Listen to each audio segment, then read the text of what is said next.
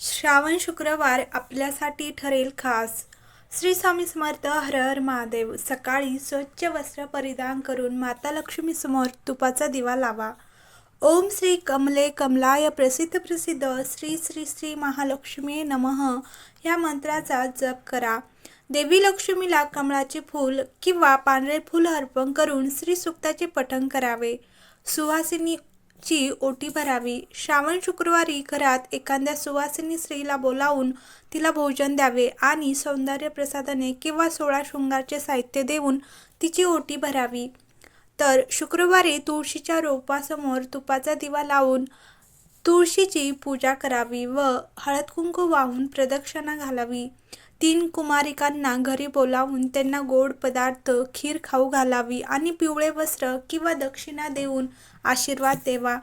या दिवशी घरातून निघण्यापूर्वी दही खाऊन बाहेर पडावे. दाम्पत्य जीवनात ताण असल्यास या दिवशी आपल्या शयनकक्षात लव्ह बर्ड्सचा फोटो लावावा. कामात अडथळे येत असल्यास शुक्रवारी काळ्या मुंग्यांना साखर घालावी. श्रावणातील कोणत्याही शुक्रवारी देवीची ओटी भरावी. तुमच्या सर्व मनोकामना पूर्ण होतील. श्रावणात महादेवाची पूजा आणि व्रत केले जातात. श्रावणातील सोमवार व शिवपूजेसाठी विशेष महत्त्वाचा मानला जातो. मात्र याचप्रमाणे श्रावणात सोबतच शक्तीचे पूजनही करण्याची मान्यता आहे. शक्ती म्हणजे देवीचे 9 रूपे.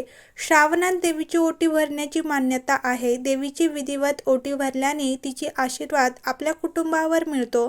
तसेच आयुष्यात आनंद, सुख, समृद्धी येते. विवाहित स्त्रियांचा संसार सुखाचा होतो व सौभाग्य वाढते असे देखील बोलतात. त्यामुळे श्रावणातील शुक्रवारी सुवासिनी विवाहित स्त्रिया देवीची ओटी भरतात. याशिवाय आपल्या घरात एखाद्या सुवासिनी स्त्रीची देखील ओटी भरण्याचे तितकेच महत्त्व ह्या दिवसाचे आहे. पाहुयात श्रावणात कशी ओटी भरावी. देवीची ओटी कशी भरावीत? तर श्रावणात देवीची ओटी कशी भरावी ते पाहूयात. श्रावणात देवी लक्ष्मी, पार्वती, दुर्गा माता किंवा आपल्या कुलदेवीची ओटी अवश्य भरावी. ओटी भरण्यासाठी देवीच्या साज शृंगाराचे सामान घ्यावे. विवाहित महिलांनी, ज्यांना सुवासिनी म्हटले जाते, त्यांनी देखील ओटी भरायला जाताना 16 शृंगार करावा. यामध्ये गळ्यात मंगळसूत्र, भांगेत कुंकू, हातात हिरव्या बांगड्या, साडी, केसात गजरा अशा प्रकारे तयार होऊन जावे. सुवासिनी स्त्रीची ओळख तिच्या मंगळसूत्र आणि कुंकवामध्ये असते. त्यामुळे यालाच 16 शृंगार म्हटले जाते. देवीच्या ओटी सामानात नऊवारी साडी, खण, नारळ, तांदूळ, हळद कुंकू, फुलांची वेणी आणि साजशृंगाराचे सामान असावे. देवीच्या मंदिरात जाऊन सर्वप्रथम ओटीच्या ताटात साडी आणि खण ठेवा. त्याला हळद कुंकू लावावे. मग त्यावर नारळ आणि तांदूळ टाकावे. दक्षिणा ठेवाव्यात. साज शृंगाराचे सामान ओटीत भरावे. फुलांची वेणी आणि हार देखील ओटीत टाकावा. ही ओटी देवीला नमस्कार करून तिला वाहावी. गोडाचा नैवेद्य दाखवावा व आपल्या कुटुंबाच्या सुख शांतीसाठी देवीकडे मनोभावे प्रार्थना करावी. श्रावण शुक्रवारी ओटी भरण्याचे महत्त्व. तर श्रावण महिना हा महादेवाला समर्पित असतो हे आपल्याला माहीत आहे. मात्र शिव जसे शक्तीशिवाय अपूर्ण आहे, तसेच श्रावण मास देखील शक्तीच्या पूजेशिवाय अधुरा आहे. शिवशक्ती दोघांचे पूजन ह्या महिन्यात केल्याने निश्चित कृपा मिळते. त्यामुळे श्रावणातील शुक्रवारी जो वार देवीला समर्पित असतो त्या दिवशी देवीची ओटी भरण्याची प्रथा आहे. यामुळे विवाहित महिलांना अखंड सौभाग्य लाभते. देवी सदैव आपल्या पाठीशी उभी राहून तिची कृपा आपल्यावर करते. त्यामुळे श्रावणात शिवांसोबत शक्तीचे पूजन करण्यासाठी देवीची शुक्रवारी ओटी भरली जाते.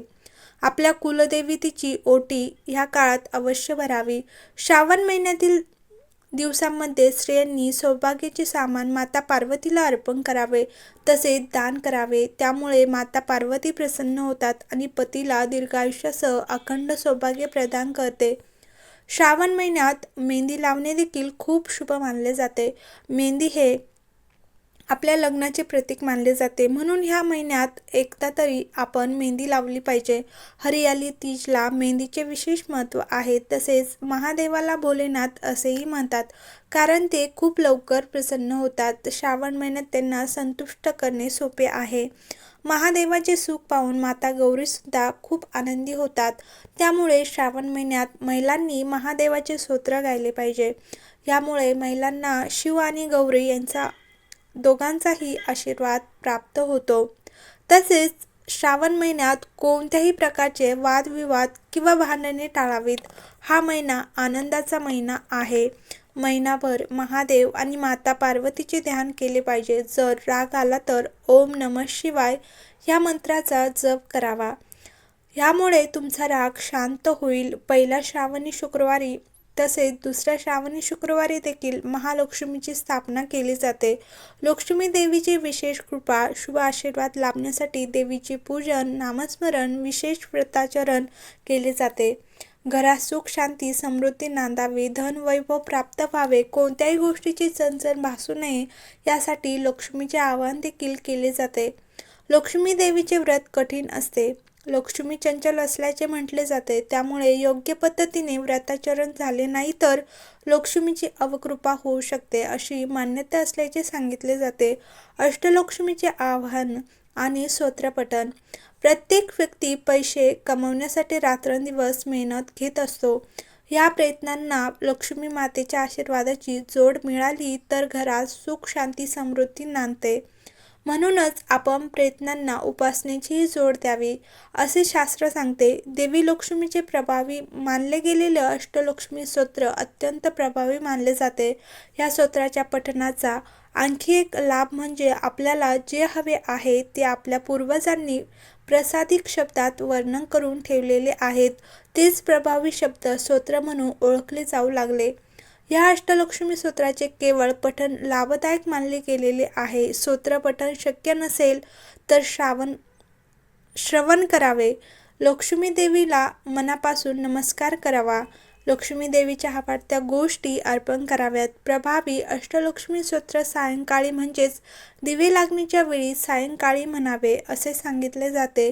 जर एखाद्या मुलाच्या किंवा मुलीच्या लग्नात अडचणी येत असतील किंवा लग्न जमायला उशीर होत असेल तर श्रावणामध्ये हा उपाय करणे खूप शुभ मानला जातो आणि लवकरच विवाहाची शक्यता निर्माण होते. शुक्रवारी सकाळी स्नानानंतर शिवलिंगावर जल अर्पण करून 5 प्रकारच्या मिठाईसह वेलची अर्पण करावी. त्यानंतर गाईच्या तुपाचा दिवा लावून श्रावणातील शुक्रवारी पाण्याने शंख भरून विष्णुदेवावर जलाभिषेक केल्याने लक्ष्मी माता प्रसन्न होते आणि भक्तांवर आपली कृपा राखते. असे केल्याने तुमच्या घरातील आर्थिक संबंधित समस्या दूर होतात आणि लक्ष्मी मातेचा वास तुमच्या घरात राहतो. श्री स्वामी समर्थ. हर हर महादेव. व्हिडिओ आवडला असेल तर लाईक करा, शेअर करा, चॅनलला सबस्क्राईब करा.